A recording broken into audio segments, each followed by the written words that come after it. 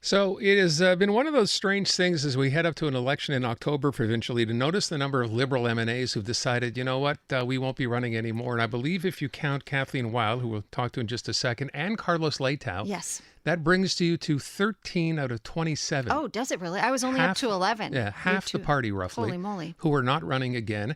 Kathleen Weil, probably the best known name among them. She has served her residents in NDG for more than 14 years, but has decided ça suffit, I guess, as they say. Kathleen Weil is on the line right now. Kathleen Weil, thank you so much for being with us. Well, it's a pleasure to be with you. Well, listen, my first question, I guess, would be, you must have been mulling this over for quite some time. What made you decide that now is the time to walk away? I'm not getting younger. We'll start with that. I have a third grandchild on the way. I know I've known for a while that this was going to be my last mandate, and I think it's true for a number of us. We've been there for a long time, and it's good to renew. I love politics, and I'll always be engaged. And I've told Dominique that I'll be there whenever she needs me because I'm passionate about politics. I grew up in that kind of family. We talk politics all the time, but you want to at a certain time. I'm in good health, as a lot of people are in their 60s. And it can be grueling, politics. It can be grueling. You're going to have your stomach in knots a lot of time. And even though I have an endless source of adrenaline, people have always told me this, at some point you don't want to have to count on adrenaline. You want to be able to just, do things at your pace and your time. So it's a good time for me to go. And I one part of me wishes I could be in this campaign because I think it's going to be thrilling. The lines are drawn between the CAQ and the Liberal Party. The values are at opposite extremes in terms of living together in a cohesive society.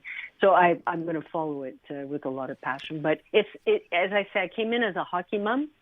And my daughter, at that time, she was 13. She was the youngest, and she was playing hockey as my others had. And she's now, believe it or not, 14 years later, she was 13. She's now a lawyer. So it gives you an idea how time passes. Yeah. And so I'm hanging up my skates. But I mentioned today that I'm going to make sure I pass the baton on and help my grandchildren as they grow up stand steady on their skates and go cheer them on when their time comes in the hockey arena. So it's a good time to leave. It's a good time to leave, and I'm really excited about the candidate and the new candidates that we're seeing. So that's what, first of all, I think grandbabies is just about the best excuse ever. So I'm fine with that. However, you are my M&A, so I'm sad to see you go. And I do not know Desiree McGrath. So tell us a little bit about. Well, I knew her. I knew her because I used to bump into her. I don't have her CV in front of me, but she is so impressive. She's been involved in philanthropy, but at a very high level, Jeanne Sauvé Foundation and others. But she's also very knowledgeable about environmental issues. And you could tell when she spoke today about it, it's with a lot of authority and a lot of knowledge. And my daughter was there. She got some permission from work to be there, and she's 31, so she's like a lot of young people, very anxious to know what governments are going to do on the environmental front. And Desiree just came out with a very clear answer, and my daughter absolutely wanted to meet her, and I could see where Desiree is going to be able to reach out to a lot of young people. She went to the London School of Economics. I mean, her academic. She ran Pearson College for the last 5 years in British Columbia. And so she's got an expertise in leadership, philanthropy, engagement, the economy, and the ecology. And I think she's going to really help us come out of the gate very strongly on a lot of these issues. So we get to meet her. She's coming into studio today at 5:35. So I'm very much looking forward to that. Big changes in the Liberal Party, obviously, a bit of a renewal happening here. How do you feel about the state you're leaving the Liberal Party in? Well, I'm excited. As I said, I wish I was going to be in this campaign, one part of me, because I think the last 2 weeks have been absolutely determinant in the sense that the whole issue around immigration. You may or may not know, but it's the subject that I feel the most passionate about. And 2 premiers gave me this file, and I was so delighted to have it twice. So 5 years in immigration.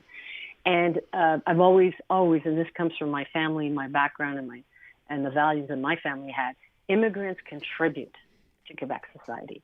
And I worked hard on the program to get students who come from abroad to learn French and to stay. And it's an excellent program. It's called the Programme d'Expérience Québécoise. And the Quebec government doesn't understand anything about the reform I brought in and doesn't know how to use this reform to the advantage of Quebec.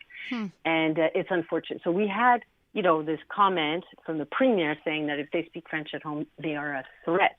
And if somebody who's Hispanophone who speaks Spanish, but is fluent in French, if he speaks to his children in Spanish at home, he's a menace, a threat. And this has never been the case, and nobody's ever taken that position.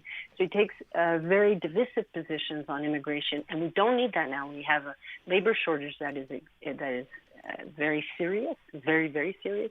We need these people. Jean Charest used to talk about their hearts and their minds and their hands to help us build Quebec, and they just don't seem to understand the necessity why we keep promoting an open, vibrant Quebec, because we need these people. And immigrants have always helped build Quebec. And my father was an immigrant. He was from the U.S., but still, he had to learn French. He was a doctor. He studied here, and then he stayed. But he lived that experience of being an immigrant, and nobody ever questioned immigration the way he does. I mean, the PQ, a little bit, but not in the same way. They just wanted to reduce the numbers, but they were always committed to it, is my recollection. I want to ask you something. As I listen to you talking about the enthusiasm heading into the next election, the new candidate that's going to be taking over in NDG, there are a lot of people out there who have questioned, given the numbers in recent polls that the Liberals have managed to obtain provincially, this may be historically the worst ever. People are questioning, the future of the party in general. How much of that was a factor in you deciding not to run? Oh, no. I decided a long time ago to run, not run, that it was time, given the number of years that I've been there. But I have to say, in the last 2 weeks, I really think this is going to be an exciting campaign because the lines are really drawn. He's a dog whistle politics expert, the wedge politics expert, and I'm not sure that's going to work at all. I really don't. I think that Quebecers, and I went all over Quebec as Minister of Immigration. I went everywhere. And the mayors and all the business groups are saying we need immigrants. And they were welcoming with immigrants. I was invited to many events. And so I don't think that discourse resonates with Quebecers at all. So that's the ballot question as far as I'm concerned. And I'm happy we've got that ballot question. It creates a lot of discomfort in me, but it makes me want to fight. And I just hope everybody feels, I feel it. I feel our team wants to fight. You may have followed Question Period last week, but the lines are drawn. I said it before, but I really feel it. So yes, I think we had certainly a very difficult period, confusion around Bill 96. But the message is coming out clearly now against the notwithstanding clause.